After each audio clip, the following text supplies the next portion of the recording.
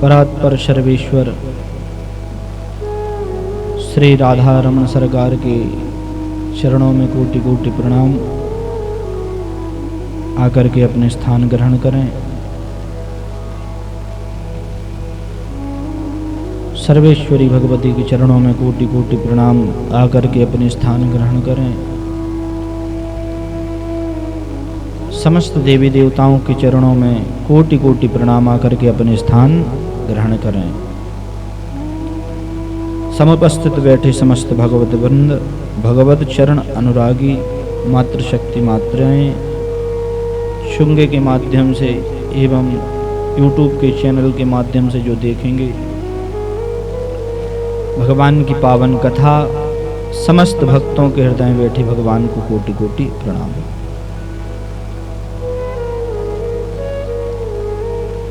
भगवान की पावन कृपा, भगवान का पावन अनुग्रह, हम सब भगवान की कथा सुन रहे हैं।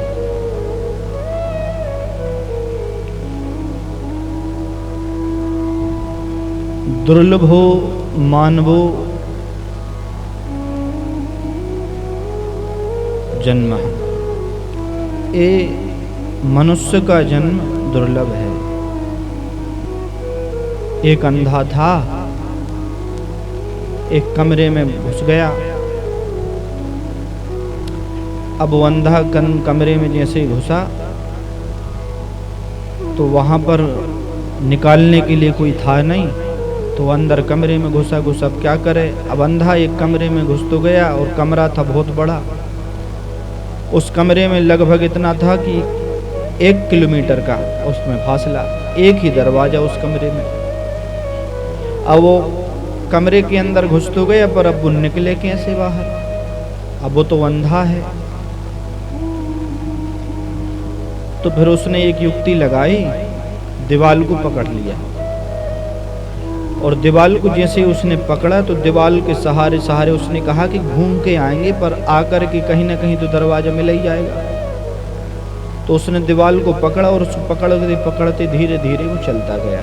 घूम करके चलता 1 किलोमीटर का पूरा राउंड उसने लगा लिया, दरवाजा नहीं मिला।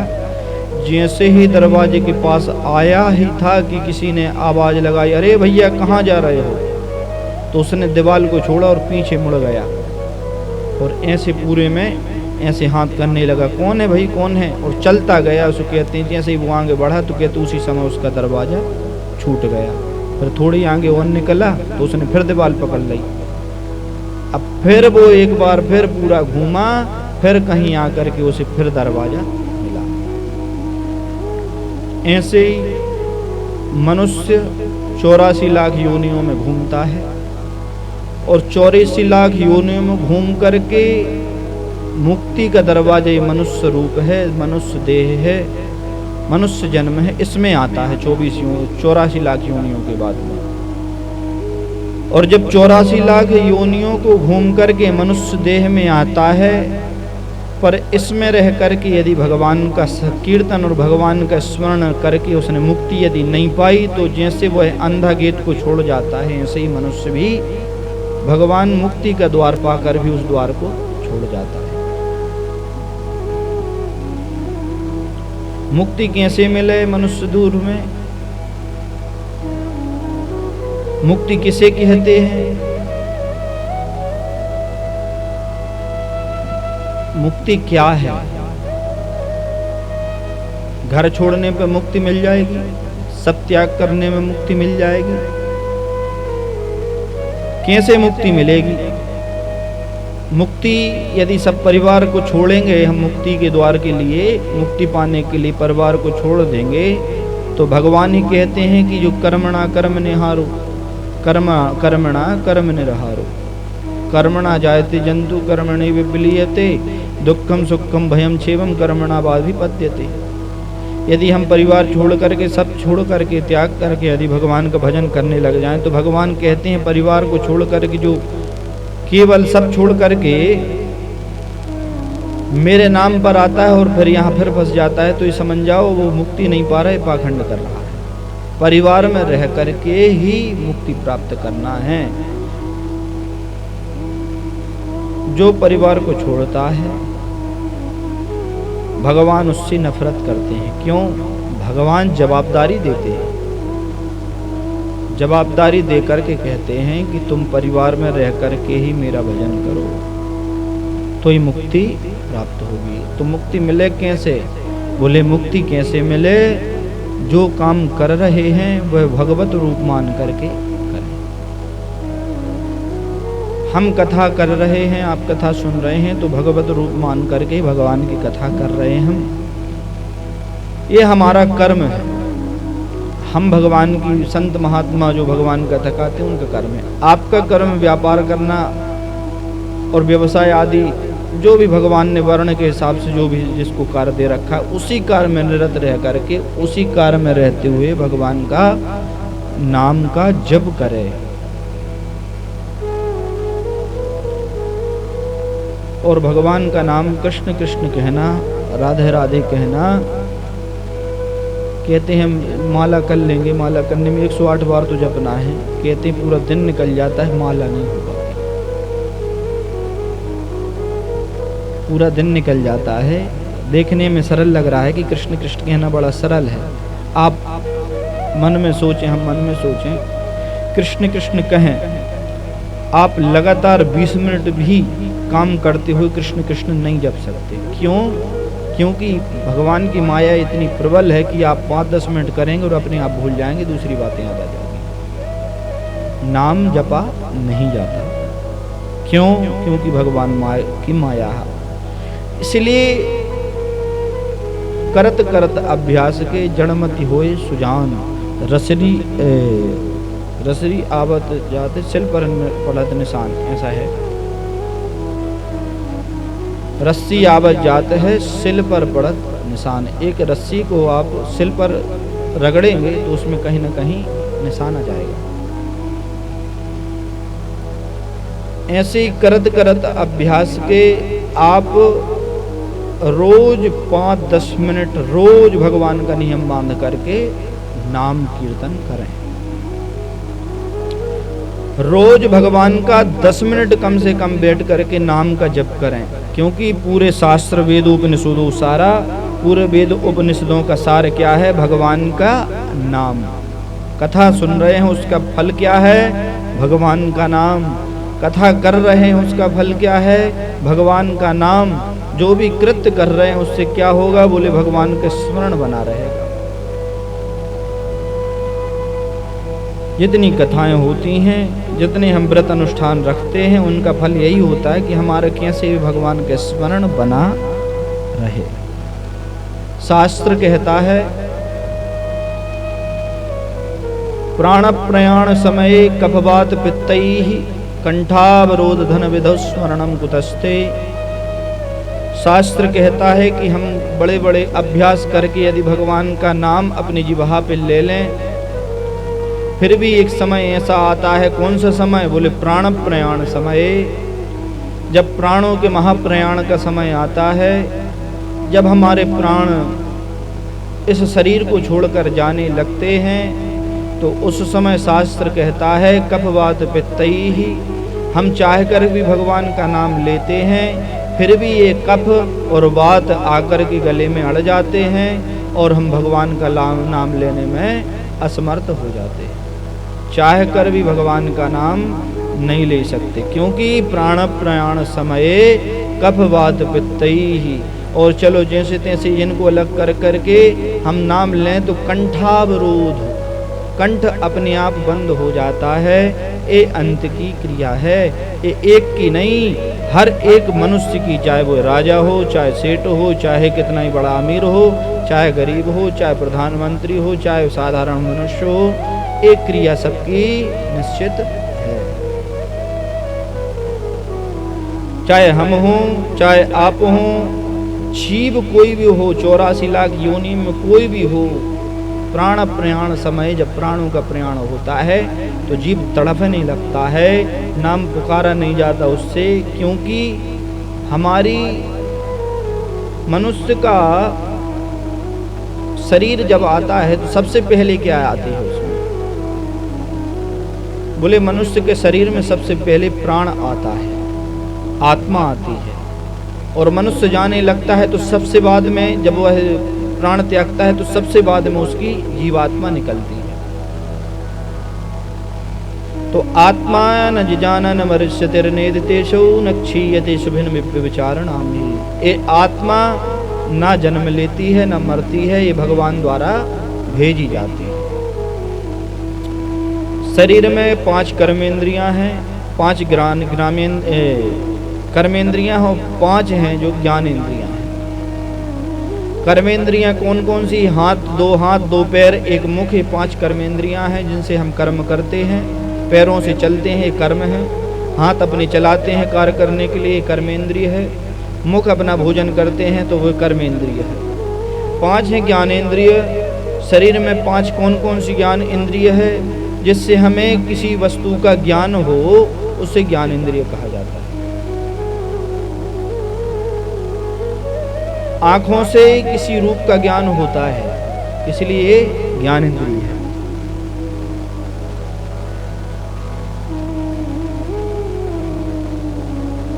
कान ज्ञानेंद्रिय हैं क्योंकि इनसे ध्वनि हमको सुनाई पड़ती है।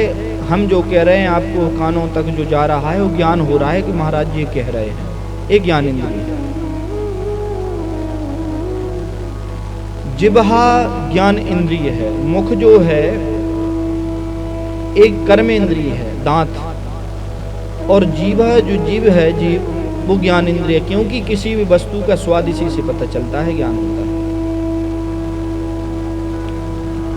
तो जब शरीर की एक अवस्था आती है तो ये शरीर जो 5 ज्ञानेंद्रिय 5 कर्मेंद्रियां हैं धीरे धीरे छोड़ती हैं। कर्मेंद्रिय अपना जब साथ छोड़ती है शरीर का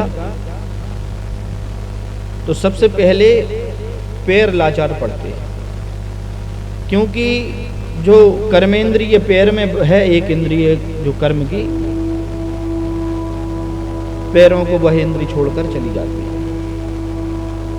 समय आने पर शरीर से सभी इंद्रियां जाने लगती हैं। आप चाहो अथवा ना चाहो 70-75 के बाद ये इंद्रियां शरीर को छोड़, वे भी चाहती कि हम एक नया शरीर ले लें। इसलिए 60-65 तो ठीक है, 70-75 के बाद इंद्रियां इशारा करती हैं शरीर से कि हे शरीर, तुम जिस साधन करने के लिए आए हो, जिस भगवत प्राप्ति के लिए आए हो, अब तुम्हारे जीवन तो बीत गया। कम से कम 25 वर्ष जो बच्चे हैं, सतेन जीवन शरद 100 वर्ष की जीवन की जिंदगी है मनुष्य की, तो 75 तो तुमने गवा दिए। 25 जो बच्चे हैं उनमें अब कुछ कर लो नहीं, इंद्रिय साथ छोड़ देंगे।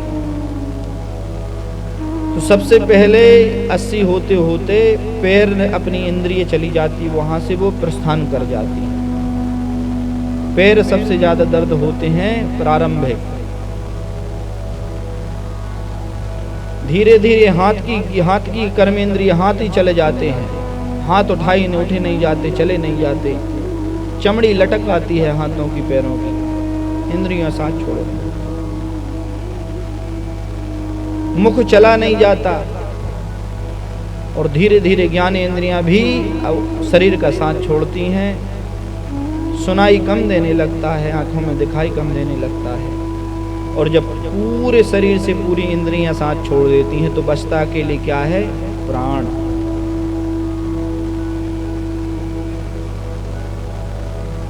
इंद्रियों के बिना प्राण अधूरा है, पड़ा रहता है। ना तो हम चल सकते हैं, ना तो हम कुछ कह सकते हैं, बोलने की सामर्थ्य होती नहीं है उस समय। तब कहीं मन ही मन में विचार आता है कि मन, हे प्राणे, जब उम्र थी भजन करने की, जब उम्र थी भगवान की प्राप्ति की, तब तो किया नहीं गया, अब पछताएं होत का जब चिड़िया चुग गई।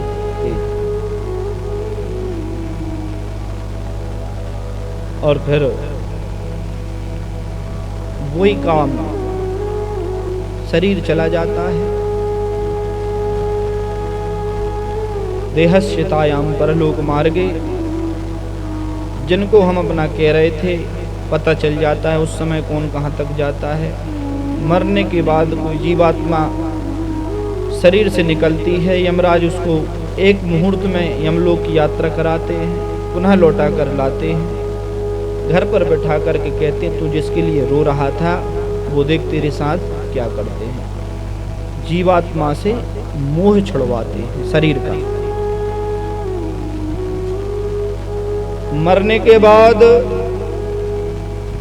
घर के मंगरे पर आत्मा बैठती है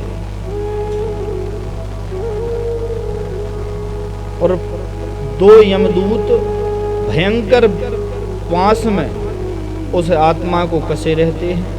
आत्मा चिल्लाती है कि मुझे शरीर में जाने दो, पर वो यमदूत यमराज के जो दूत हैं वो कहते हैं रुक, देख तू जिस शरीर के लिए जाने के लिए तड़प रहा है तेरे शरीर के साथ क्या होने वाला है देख। मोह छुड़वाने के लिए 13 दिन तक 12 दिन तक उसको घर में रखते हैं, उसकी छत पर बैठा रहता है वो जीवात्मा। देख तेरे साथ क्या हो रहा है। तू कहता है हमारे हमारे हमारे, तूने जितना जोड़ा तेरे काम एक नहीं आया। तूने इतने कमाए, इतने अन्न धन आदि सब किस लिए किया? तू ये सब इसलिए करता कि हमारा परलोक बने, तो तूने अपने जीवन में कुछ किया ही नहीं। ना तो संत प्रसादी पवाई, ना कभी जीवन में भगवान को भोग लगाया तूने, ना भगवान के सामने तूने मस्तक को झुकाया, ना भगवान के सामने तू कभी गया, ना भगवान के सामने तूने कभी सेवा करी, ना भगवान के कार्यों में हाथ बटाए। अब तू भगवान का कार्य होता उस समय तू विघ्न करता, तो तेरा मुक्ति कैसे हो? और तू जिनके लिए जोड़ता था देख तेरे साथ क्या करते हैं। कभी कभी तो ऐसी स्थिति बन जाती है कि बाबा जी यदि नाम नहीं कर गए तो मरने के बाद मरे मराए ढांचे से अंगूठा के निशान लगवाते हैं व्यक्ति, जिससे कि संपत्ति हमारी हो जाए।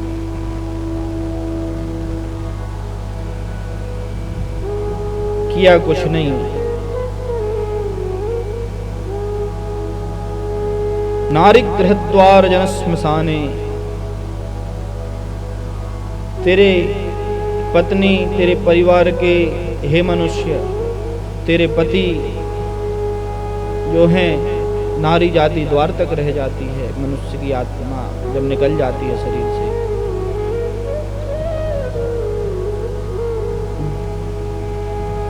पशुविश्व गोष्ठे, ये पशु तुमने बनाए, तुमने मकान आदि बनाए, ये सब वहीं के वहीं रह गए, शरीर उस घर से निकाल दिया गया। जन श्मशाने, कुछ लोग मिलकर के शरीर को लेकर के श्मशान तक गए, आगी पे रख दिया शरीर को। यमराज के दूत कहते हैं कि देख तू जिस शरीर को प्रेम करता है और तेरे घर वाले जिस शरीर को प्रेम करते, तो तू घर में रखते उस शरीर को, घर में क्यों नहीं रखा? तुझे तेरी आत्मा निकलने के बाद उस शरीर का कोई प्रयोजन नहीं होता। लोग उस शरीर को घर में रखना पसंद नहीं करते। क्यों? अब क्यों नहीं कर रहे भाई? तुम जीवन भर तो उसके लिए करते रहे और तुम्हारा वो बड़ा प्रिय था, तो मरने के बाद उस शरीर को क्यों फेंक देते हो, क्यों जला देते हो? रख तो घर में। बोले फिर सबको पड़ती है जला दो उसको, क्योंकि उसमें प्राण तो चला गया। तो लोग प्रेम किससे करते हैं? बोले व्यक्ति से नहीं, व्यक्ति द्वारा किए हुए कार्य धन आदि से लोग प्रेम करते हैं। देहश्चितायाम, देह भी कहां तक गई? चिता तक साथ जाती है मनुष्य की। परलोक मार्ग कौन जाता है? परलोक के मार्ग में मनुष्य के साथ, मनुष्य के साथ उस मार्ग में, उस यात्रा में सहयोगी कौन बनता है? बोले परलोक मार्गे धर्मानुगो गच्छति जीव एका। अकेला मनुष्य जाता है पर उसके धर्म और कर्म उसके साथ चलते जाते हैं। मार्ग में प्यास लगे, पानी के लिए जब जीव यमराज से कहता है, दूतों से कहता है पानी पिलाओ, तो वो बताते हैं तुमने जीवन में कितनों को पानी पिलाया। मार्ग में जीव को प्यास के बाद जल यदि भूख लगे और भूख के लिए भोजन मांगे यमदूतों से, तो यमदूत कहते तुमने जीवन में कितनों को भंडारा करा के खिलाया।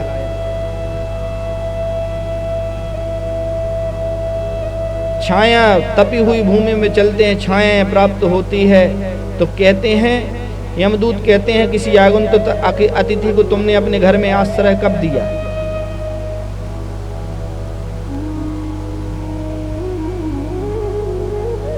ये सब हिसाब होता है। हम जो भी कर्म करते हैं उसका कोई देखे ना देखे, भगवान सर्वत्र हैं, सभी कार्यों को देखते हैं। आप अच्छा करते हैं तो भगवान देखते हैं, बुरा करते हैं तो भी भगवान देखते हैं।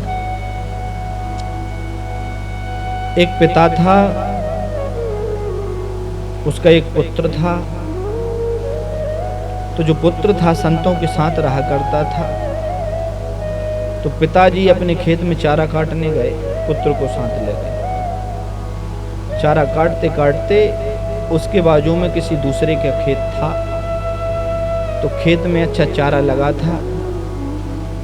तो वो दौड़ करके उस पार गया और जल्दी जल्दी चारा काटने लगा।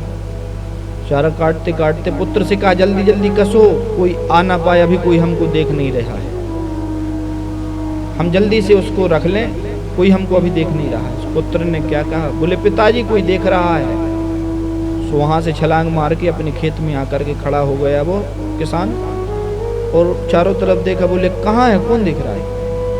बोले पिताजी मनुष्य शरीर में तो कोई नहीं देख रहा है, जीव कोई नहीं देख रहा है, पर परमात्मा देख रहा है कि आप चोरी कर रहे थे। बात समझ में आई और कहा मुझसे बड़ा ज्ञानी तो मेरा पुत्र है।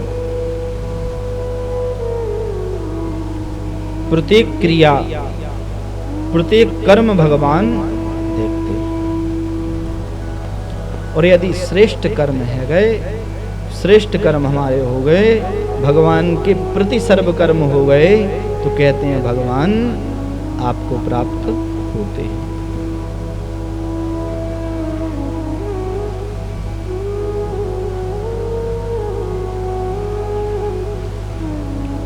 गोपियां भगवान श्री कृष्ण की प्राप्ति के लिए कितने कर्म करते हैं। भगवान की प्राप्ति हम सोचें कि ऐसे ही हो जाए। अब तो स्थिति ऐसी बन गई कि भगवान के लिए हमारे कर्म ही नहीं होते। भगवान की सेवा के लिए हम पहले समय में भगवान की सेवा के लिए स्वयं लेवित पुष्प लेने जाते, स्वयं बेलपत्र लेने जाते लोग, और स्वयं भगवान की पूजा की सामग्री लाते। अब तो इतना ही पेठे मिल गई।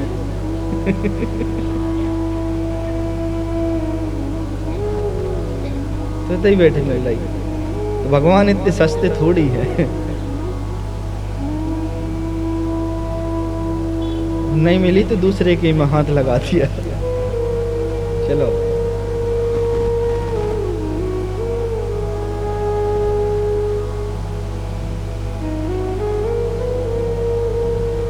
भगवान को अपन बेलपत्री चढ़ा रहे तो वही धोखे चढ़ा दी। वो कब है जब बिल्कुल ही नहीं हो, कहीं मिले ही नहीं, तब की स्थिति है। लेकिन नित्य ऐसा करने में अपराध लगता है।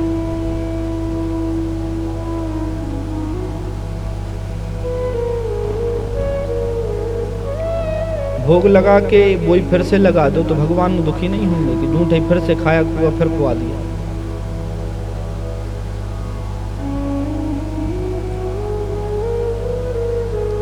एक थे जाबाली ऋषि, जबलपुर जिन ऋषि ने बसाया, जिनकी कृपा से जबलपुर जिनका नाम रखा जाबाली ऋषि।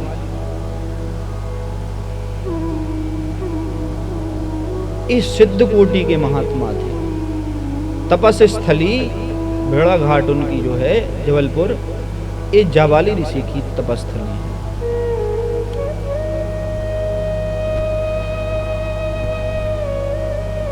इन्होंने 7 करोड़ वर्ष तपस्या करी।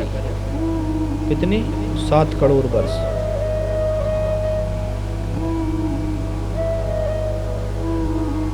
और ये तपस्या कर कर के उन्होंने क्या वर मांगा कि एक बार भगवान की जूठन हमें प्राप्त हो जाए, राधा कृष्ण भगवान की, श्री कृष्ण भगवान की जूठन प्राप्त। तो 7 करोड़ वर्ष तक तपस्या करने के बाद कहीं जावाली ऋषि ब्रज में गोपी बन करके आए। एक सुलेखा नाम की कौन सी गोपी हैं, जावाली ऋषि बन करके आए।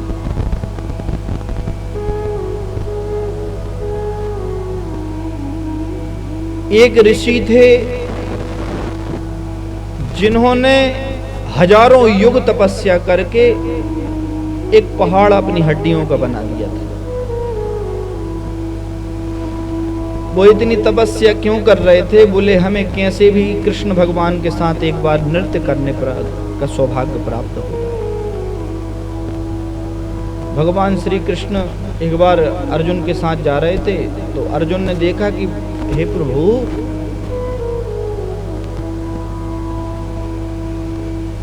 एक पर्वत दिख रहा है, बहुत चमक रहा है।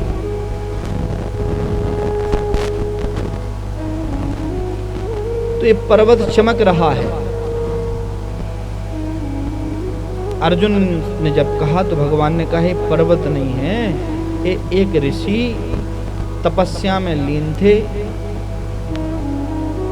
उनकी हड्डियों से यह पर्वत बन गया है। बोले इनकी कामना क्या है तपस्या करने की? बोले इनकी कामना ये है कि एक बार ये श्री राधा कृष्ण के सामने खड़े हो जाएं और एक बार अपने अर्धनों का भोग, पान का बीड़ा या कुछ भी माखन मिश्री का भोग आधा वो खाएं और आधा जूठन की प्रसादी उन महात्मा को दे दें, इसलिए ये तपस्या कर रहे हैं। तो भगवान की ये तपस्या देखी तो अर्जुन बोले प्रभु तो आप तो यहाँ साथ में हो, तो आप क्यों नहीं दर्शन देते इनको? बोले दर्शन कैसे दें? ये अकेले नहीं बोला रहे, बोले राधा रानी के साथ मेरा दर्शन चाहता है, मैं अकेला दर्शन, चलो साथ में। पास पहुंचे, महात्मा से कहा आंखें खोलो। महात्मा जी ने आंखें खोली, भगवान श्री कृष्ण के दर्शन किए। बोले आप? बोले मैं श्री कृष्ण हूँ, आया हूँ तुम्हें दर्शन देने। तुम्हारी जो इच्छा है, तुम मेरा अधरामृत प्रसाद प्राप्त करना चाहते हो, इसलिए मैं तुम्हारे पास आया। बोले नहीं नहीं नहीं, मुझे ऐसे नहीं चाहिए। तो बोले जब आप राधा रानी के साथ आएंगे और तब दोनों युगल सरकार वो अधरामृत प्रसाद देंगे, तभी मैं ग्रहण करूंगा, नहीं आप यहाँ से जाओ। तब कहीं सी राधा रानी के साथ भगवान प्रकट हुए और उनको अधरामृत प्रसाद दिया। ये प्रसाद की महिमा कि बताओ, एक ऋषि ने अपने हड्डियों से पहाड़ बना दिया। ये शरीर प्राप्त करके तपस्या करते, और जब उस तपस्या पूरी हो जाती, शरीर पूरा हो जाता, तो उस शरीर को छोड़कर दूसरा शरीर धारण कर ले, तो फिर तपस्या करते करते करते करते एक पहाड़ ही बन गया। तब कहीं भगवान के दर्शन हुए। तो भगवान इतने सस्ते नहीं हैं कि हमें ऐसे ही प्राप्त हो जाए। करोड़ों वर्ष तपस्या करने पर कहीं महात्माओं को भगवान के दर्शन होते हैं। धन्य है कलयुग, कलयुग सम नहीं आन जुग, जो नर करे विश्वास।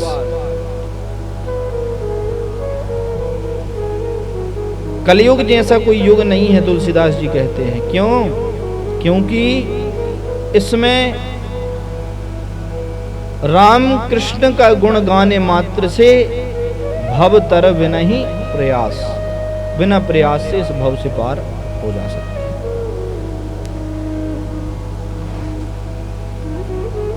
तो सब महात्मा जो बड़ी बड़ी तपस्याएं कर करके शरीर धारण करके सब गोपी बन करके वृंदावन में आए हैं। श्री बहुलाश्व जनक से नारद जी कहते हैं,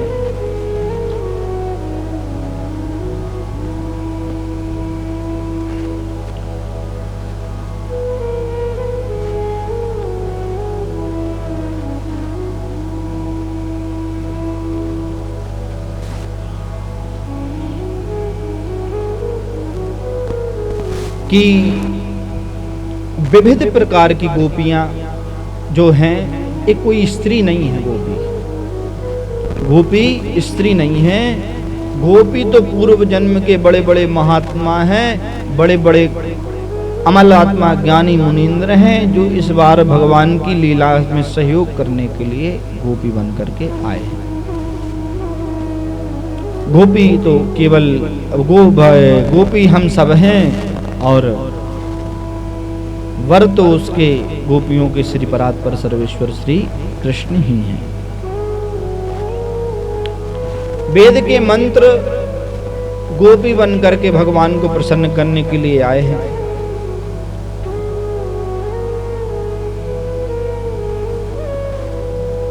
भगवान रघुवर राजा राम जब उनका विवाह हुआ तो जानकी जी के साथ तो उनका विवाह हुआ ही था, लेकिन वहां की जितनी गोपांगनाएं थी सबने भगवान के स्वरूप को देखा और मन में कहीं ना कहीं बात आई कि श्री राम हमारे पति भी बन जाते। तो भगवान ने मन ही मन उनको अभय वर दिया कि बोले अभी तो हम मर्यादा में हैं, अगले अवतार में हम जब आएंगे तो तुम सब मिथिला की ब्रजांगनाएं सब ब्रजबालाएं बन करके गोपी बन करके प्रकट हुआ। भगवान ने एक बार मत्स्य अवतार धारण किया, भगवान मछली बने, तो छोटी छोटी मत्स्य कन्याएं मछलियां सब भगवान को देखकर प्रणाम करती हैं और अपना पति बनाना चाहती हैं। भगवान ने उन मछलियों को कह दिया जब हम कृष्ण बन के आएंगे तो तुम गोपी बन करके आना। भगवान ने जब वामन अवतार धारण किया तो दैत्य कन्याओं ने भगवान को कहा कि हे प्रभु आप हमारे पति बने। तो भगवान ने कहा इस जन्म में इस अवतार में तो नहीं, लेकिन जब हम कृष्ण बन करके आएंगे तो वहां पर तुम सब गोपियां बन के आना। लेकिन वहां एक ऐसी स्त्री थी जिसके मन में पुत्र बनाने की लालसा आ गई। क्या हुआ, भगवान जब वामन का रूप धर के प्रगटे तो बलि के पास जब द्वार पे भिक्षा मांगने गए तो बलि की एक पुत्री थी रत्नमाला। उसने भगवान को देखा और भगवान को देखकर कि सबने तो पति बनाने की इच्छा की, लेकिन उसने कहा कि मेरे पुत्र बनते तो कितने इतने से तो ही थे भगवान वामन अंगुल के पुत्र बनते तो कहीं मैं इनको मातृ दुग्ध पान कराती, ये मेरे पुत्र बनते। तो भगवान ने मन ही मन स्वीकार कर लिया। भगवान तो आत्मा है सबकी, हमारे मन में क्या चल रहा है भगवान हृदय में बैठे हैं, उनको कोई बताने की थोड़ी जरूरत है। भगवान तो अपने आप देख रहे हैं कि मन में क्या चल रहा है। तो भगवान ने सहर्ष से स्वीकार किया कि तुम मेरी मां बनोगे अगले अवतार में। पर भगवान क्या हुआ, स्थिति ऐसी बनी कि जो मातृक भाव था उसका रत्नमाला का, तो जैसे ही भगवान ने पृथ्वी नापी, 3 पग पृथ्वी मांगी और 3 पग में भगवान ने पूरी त्रिलोकी नाप ली, 2 पग में, तीसरा में अपने बलि को नाप लिया। तो उस समय सब राक्षस भगवान को मारने के लिए दौड़े, बलि को बंदी बना लिया भगवान ने। तो राक्षस मारने दौड़े तो सबको भगवान ने परास्त कर दिया, भगवान विराट रूप में बदल गए। तो उस समय फिर रत्नमाला के मन में क्या आया कि ये मेरा पुत्र तो बनता, पर ऐसा पुत्र जो छलिया आकर के सबरा छल लिया, यदि ये मैं पुत्र बन जाता तो मैं जहर पिलाकर दूध में इसको मार देती। उसने ये भाव कर दिया। अभी उसका अच्छा भाव था कि ये मेरे पुत्र बने, पर तुरंत ही उसका भाव बदल गया जब भगवान ने त्रिलोकी नापी। तो उसके मन में आया कि मैं इसको दूध में जहर मिलाकर के मार देती यदि पुत्र बनता तो, ऐसा पुत्र तो होना ही नहीं चाहिए था। तो भगवान ने कहा कि मुझे ये भी स्वीकार है, मैं दूध तो पीऊंगा तुम्हारा, क्योंकि मैं हर इच्छा ऐसी होती है, भगवान कहते हैं मैं प्रत्येक भक्ति की कामना को पूरी करता हूँ। तुम्हारी इच्छा दूध पिलाने की थी, मैं वो भी पीऊंगा, पर अब तुम्हारी इच्छा बदल गई दूध में विष पिलाने की, तो मैं वो भी पीऊंगा। और द्वापरांत जब भगवान श्री कृष्ण प्रगटे तो सबसे पहले दूध कौन का पिया था, पूतना ही का पिया था, और दूध तो पिया ही था, उसमें जहर भी उसने पिलाया था भगवान को। क्यों? भगवान इच्छा को पूरी करते हैं। तो वही रत्नमाला बलि की पुत्री दूसरे जन्म में कौन बन के आई? पूतना।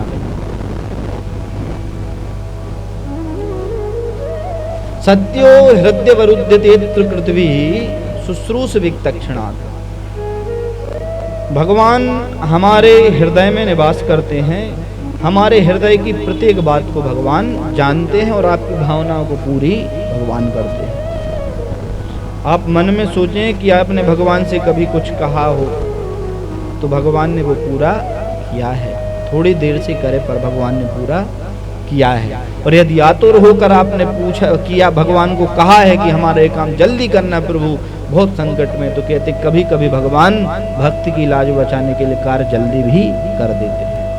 भगवान अनुभव का विषय है, भगवान देखने का विषय नहीं है।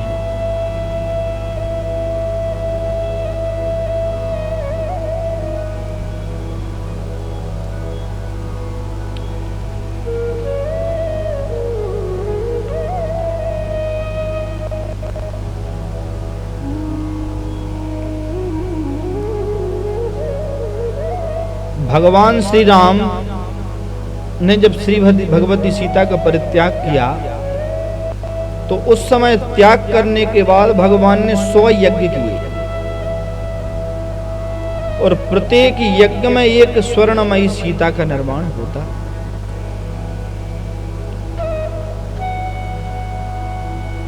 और यज्ञ पूर्ण होने पर सीता जी का जो कक्ष था उसमें ले जाकर के रख दिया जाता था। तो कभी कभी भगवान श्री राम सीता जी, जो उनके स्वर्णमयी सीता जी थी, उनसे मिलने जाया करते थे, उनमें उनकी सीता उनको दिखाई देती थी। तो वो स्वर्णमयी सीताएं बोलती थी, वो जब भगवान मिलने जाते तो वो स्वर्णमयी सीताएं कहती, हे प्रभु, आपकी प्रत्यक्ष भगवती श्री सीता जानकी जी तो जंगल में हैं, वाल्मीकि ऋषि के आश्रम में। आपने हमारा निर्माण करा करके हमारा उद्धार करा दिया, पर प्रभु हम सोने में कब तक रहेंगे? हमको आप कब आलिंगन प्रदान करेंगे? कब हमारे पति आप प्रत्यक्ष में बनेंगे? तो वही स्वर्णमयी सीताएं द्वापर में गोपियां बन करके आ गई थी।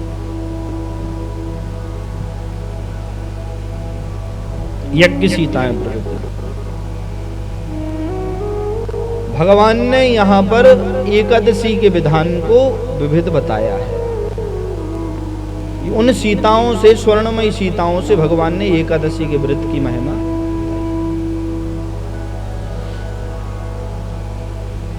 भगवान कहते हैं, जो भक्त मेरी प्राप्ति करना चाहता है, जो भक्त मेरी अनुभूति करना चाहता है, जीवन में कोई व्रत करे ना करे, अपने जीवन में एकादशी का व्रत अवश्य धारण करे।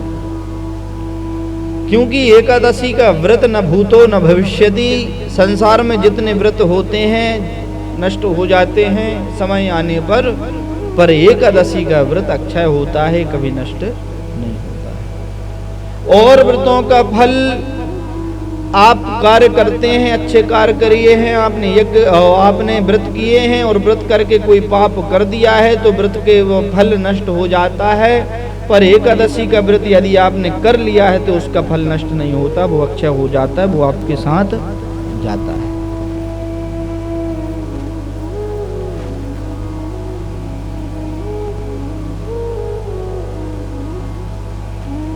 एकादशी भगवान को इतनी प्रिय है, एकादशी के दिन कोई भगवान के सामने कथा सुने, एकादशी का व्रत करे और एकादशी में दीपदान करे तो उसका इतना अनंत गुना फल है।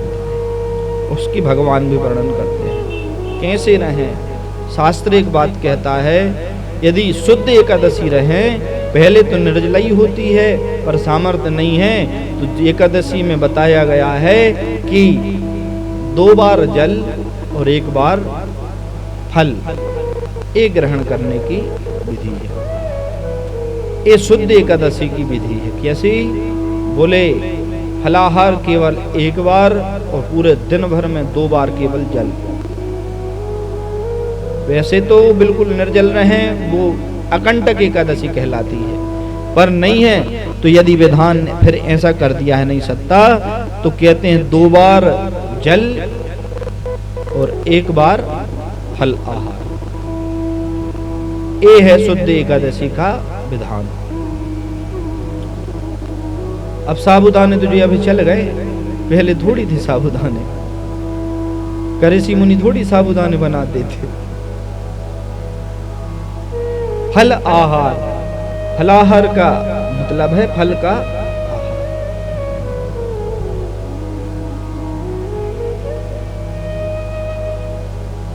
और जो एकादशी में फल नहीं तो फलाहार के रूप में जो भी बनाएं वो करें, पर एकादशी का व्रत करें। और तो और शास्त्रों में यहाँ तक कहते हैं कि आप दिन में 10 बार फलाहार करें, लेकिन एकादशी का व्रत जरूर रहना चाहिए, क्योंकि एकादशी हरि प्रिया है। जो तुलसी की सेवा और एकादशी की सेवा कर लेता है, दुनिया में उसकी मुक्ति करने से कोई रोक नहीं सकते, भगवान कहते हैं। कोई हमारा बाद में क्रियाक्रम करे नहीं करे, कोई बाद में हमारी कोई किसी प्रकार की विधि करे नहीं करे, कोई हमारा पिंडदान करे ना करे, लेकिन स्वयं यदि एकादशी का व्रत रहते हैं, स्वयं यदि जीवन में तुलसी का पूजन करते हैं, तुलसी की सेवा करते हैं, तुलसी की कंठी धारण करते हैं, स्वयं एकादशी का व्रत रहते हैं, तो जीवन में कोई भी कैसे भी कोई आ जाए, आपका बाद में कोई पिंडदान आदि कुछ करे ना करे, भगवान आपकी मुक्ति कर देते हैं। ये एकादशी का प्रभाव है। प्रेम से बोलना पड़ेगा।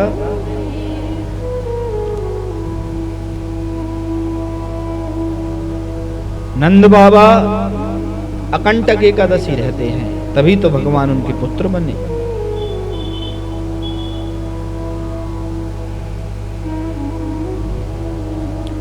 श्री नारद जी गोपियों के सौभाग्य की सराहना करते हुए कहते हैं कि धन्य रे ब्रजबालाएं, जो भगवान की सामीप्यता प्राप्त करती हैं, भगवान श्री कृष्ण का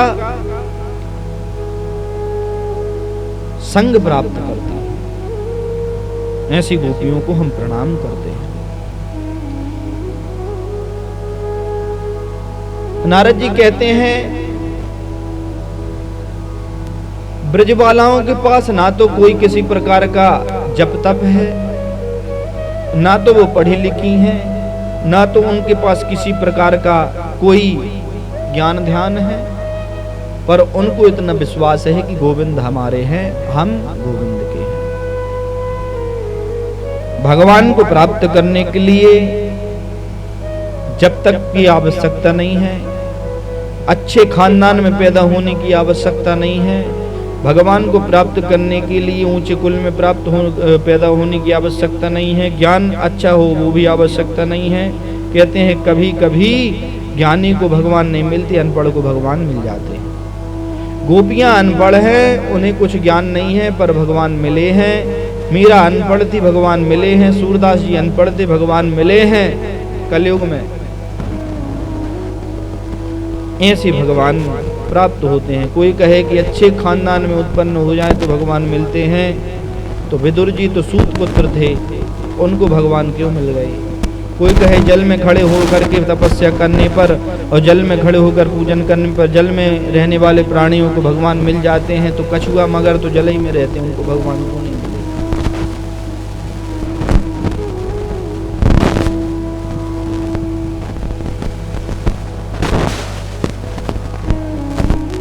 कोई कहे कि धन संपत्ति वाले व्यक्ति को भगवान पहले मिलते हैं,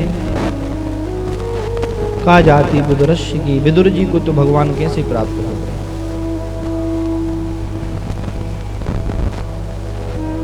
भगवान प्रेम के भूखे हैं, प्रेम ही भगवान की प्राप्ति कराता है। कहते हैं ना सबसे ऊंची प्रेम सगाई।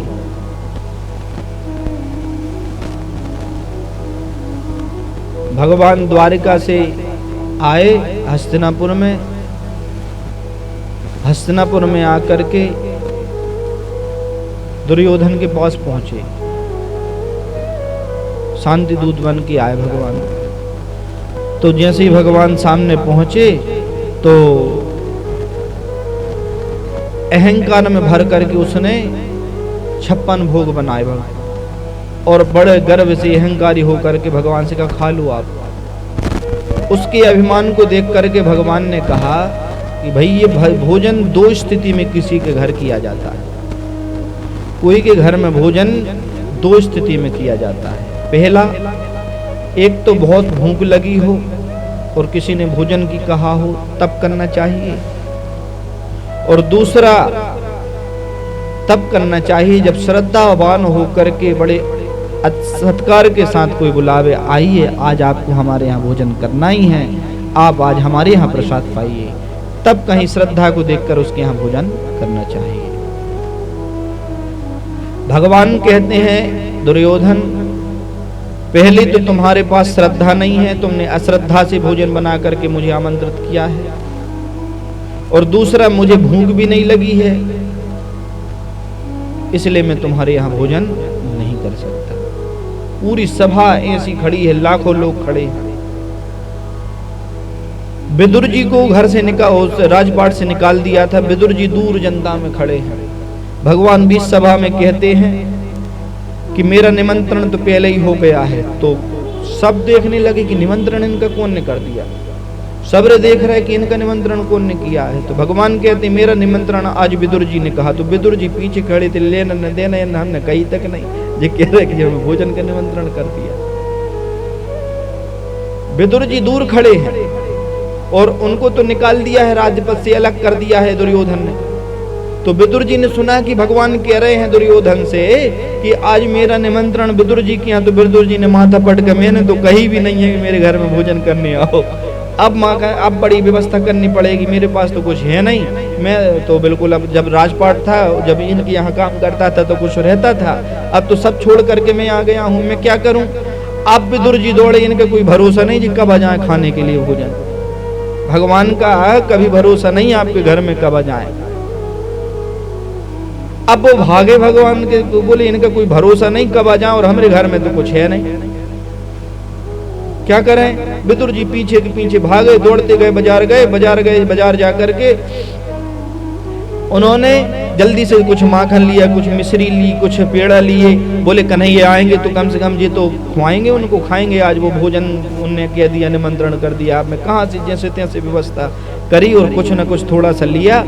अब इतना ले ही रहे थे कि भगवान ने वो सभा से उठे और किसी से पूछा तक नहीं, वो निकल करके सभा के दौड़ लगा करके विदुर जी के घर पहुंच गए। विदुर जी बाजार ही में, अब उनकी पत्नी विदुरान, उनको तो पता ही भी नहीं कि हमारे घर कौन आया, वो नहा रही थी। श्री कृष्ण शरणम ममा, श्री कृष्ण शरणम ममा, और नहाते नहाते श्री कृष्ण शरणम ममा, श्री कृष्ण। जल डालते बाहर से याद आई, मैया दरवाजा खोलियो।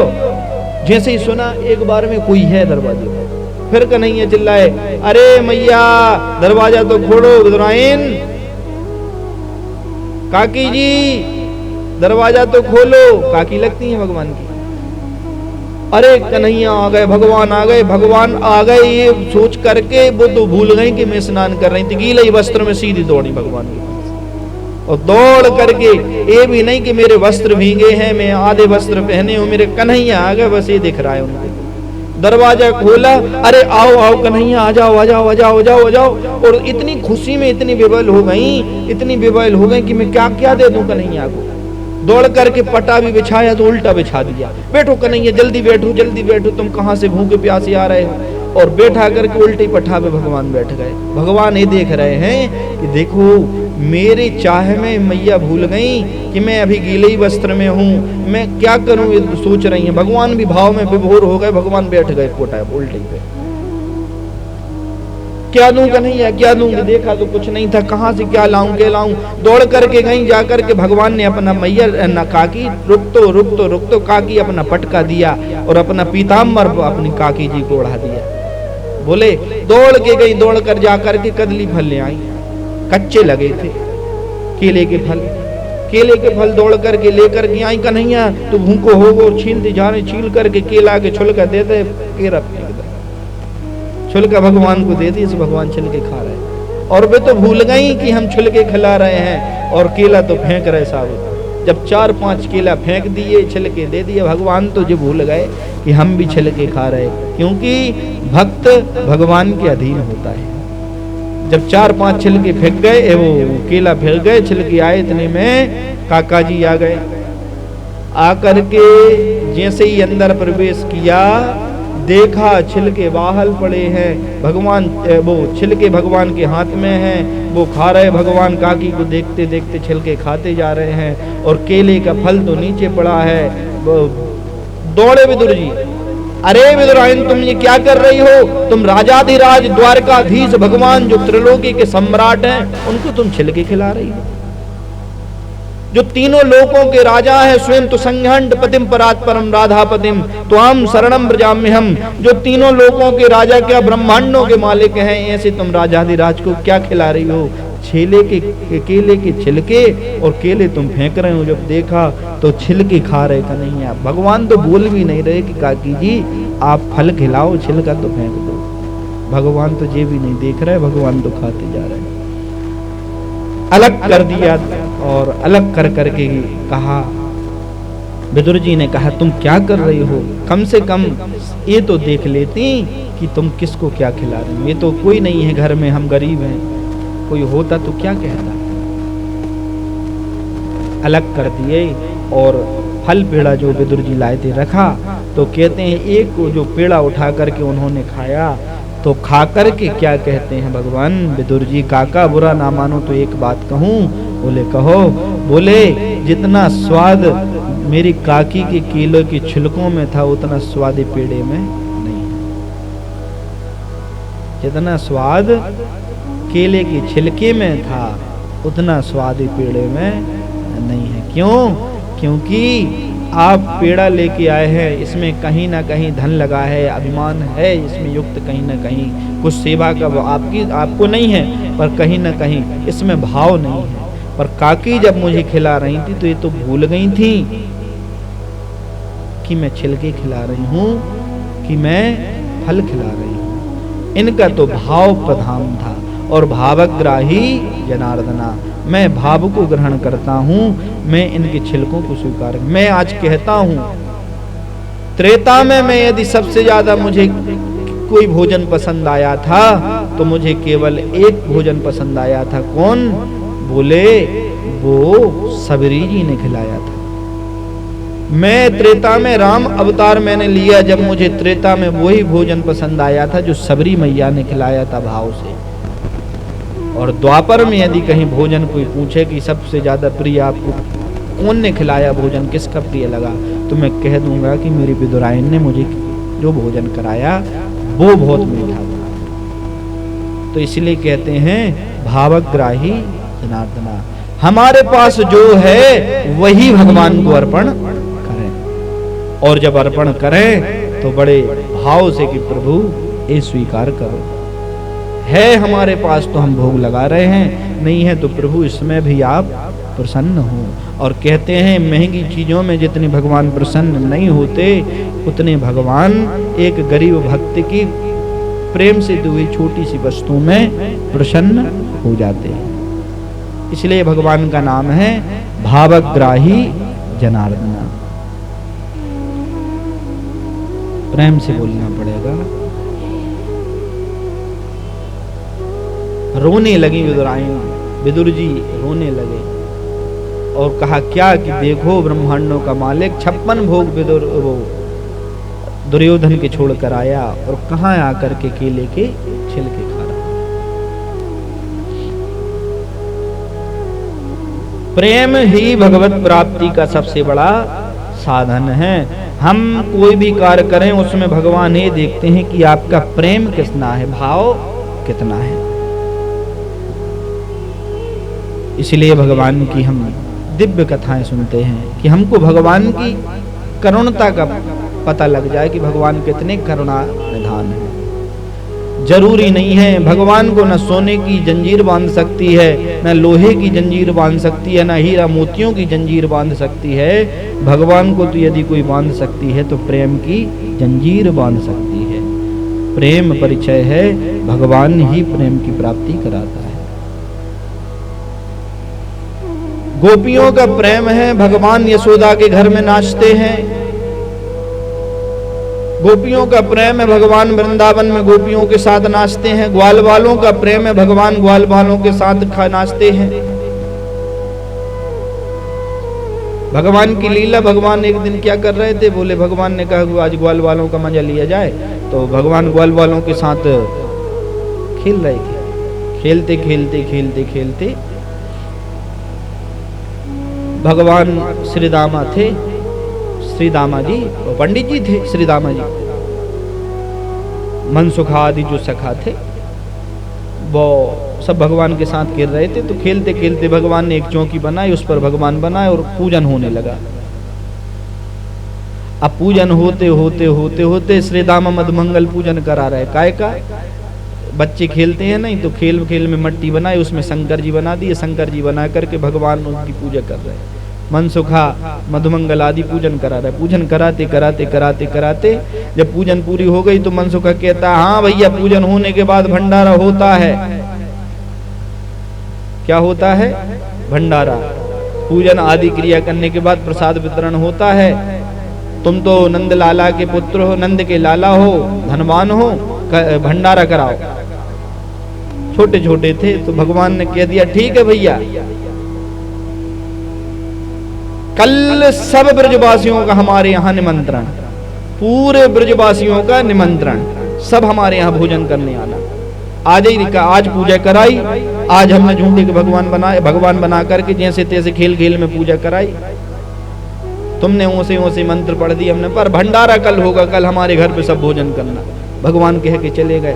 मधुमंगल श्रीतोक सुबल संतोक श्री दामा आदि सब आज घर गए। मैया कन्हैया के यहाँ कल हम सबका निमंत्रण है, पूरे परिवार का निमंत्रण है। तो आज ही से रोटी बनाना बंद कर दिया, ने तो खाई भी नहीं दोपहर में और रात में भी नहीं बनाई। क्यों? क्योंकि कल भगवान के यहाँ निमंत्रण है हमारा। भगवान सुबह सुबह उठ के गए और सभी बुलाया है कि भैया 12 बजे आज सब लोग आना और भोजन करना हमारे यहाँ। तो सब लोग की अरे चलो, पूरे परिवार के साथ सब ब्रजवासी सजे धजे सब सज धज करके 12 बजने की प्रतीक्षा में थे। 12 बजे सो भगवान जाकर के पलने में सो गए। जाकर के सब ब्रजवासी 12 बजे घर पहुंचे और मैया को मैया सब आ गए। मैया ने देखी इतनी भीड़ काय को आ रही ये भीड़ काय को आ रही। सब ब्रजवासी द्वार पे खड़े हो गए आकर के।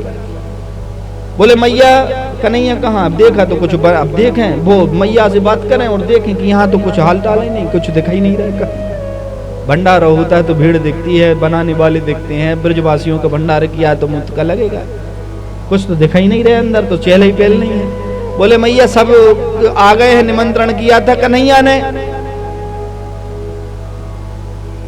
मैया ने कहा कि कन्हैया ने निमंत्रण किया था। बोले हाँ, बुलाओ कन्हैया को। आए कन्हैया बाहर आ। तो कन्हैया दौड़ करके खेलते खेलते खेलते खेलते आए बाहर, आकर के मैया का पल्लू पकड़ा और खड़े हो गए सामने। ब्रजवासियों को देखा, बोले कन्हैया तूने निमंत्रण किया था? बोले हाँ किया था। तो बोले कहाँ भोजन कहाँ है? तो कन्हैया कहते हैं भैया हम जब खेल रहे थे तो खेलते खेलते झूठे के शंकर जी बनाए, झूठे की मधुमंगल ने पूजा कराई, झूठे के सब ने नाच गाना किया, तो आज हमने झूठे के भी निमंत्रण कर दिया। अब जब झूठे ही झूठे सब चल रहा है तो हमने निमंत्रण भी झूठे का कर दिया। बेचारे पेट पे हाथ फेरते बोले 2-1.5 दिन हो गए भोजन ही नहीं किया और उसने झूठे के करा दिया, सत्यानाश कर दी। अब उनकी माता पिता कहते अरे तू कहाँ कन्हैया की बात, हम तक को मुंह करा दिया। सुबह कन्हैया कहते हैं क्यों हम ही पे टिके थे का, घर में कुछ बना ही नहीं था का? तो सब नीचे मुंह लटकाए और चले गए घर।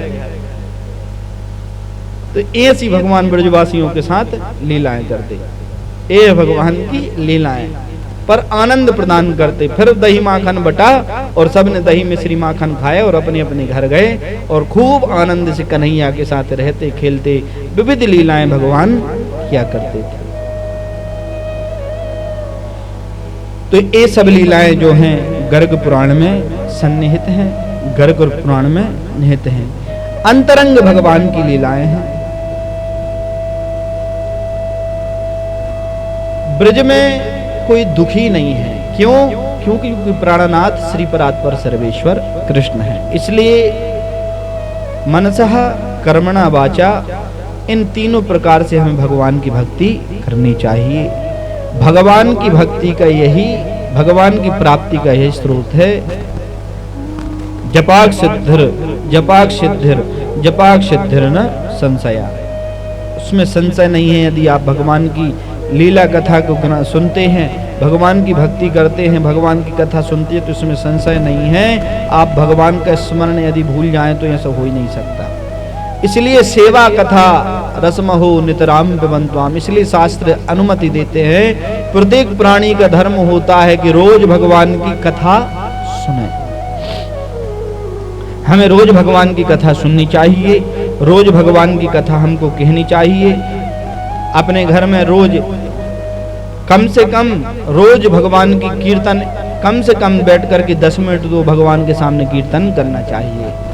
कृष्ण कृष्ण राधे राधे को एक मंत्र लेकर के कृष्ण भगवान भगवान श्री कृष्ण के सामने भगवान के सामने उस मंत्र का उस कीर्तन का जाप करना चाहिए। यही वेदोपनिषदों सारा जाता भागवत वेदोपनिषदों का सार है। आज की कथा हम यहीं पर विराम लेते हैं क्योंकि आज समय बहुत हो गया, पानी भी आ रहा है, तो अब लगभग अभी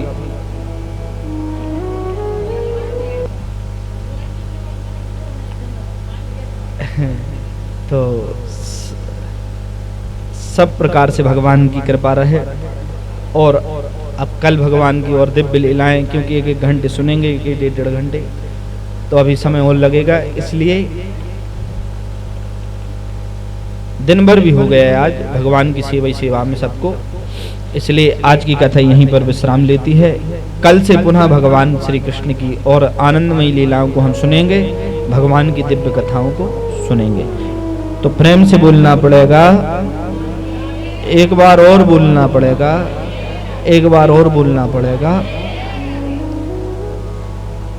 अब भगवान की आरती करेंगे और भगवान की फिर आरती के बाद दीपदान क्रम प्रारंभ होगा।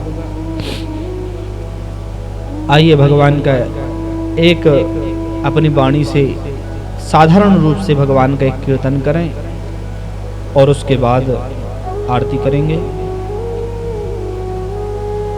श्री राम जय जय राम, बोलो श्री राम जय राम।